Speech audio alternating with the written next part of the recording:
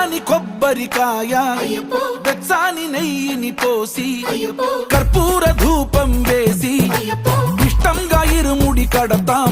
నువ్వు ఎత్తుకుంటే చాలు ఎన్ని పూనకాలు కంఠమెత్తి పాడుకోగా కన్యస్వామి కదిలిరాగా ఇరుముడి కట్టు కట్టు కట్టు కట్టు కట్టు ఇరుముడి కట్టు ఎక్కు ఎక్కు ఎక్కు ఎక్కు సారి మల్ల ఎక్కు.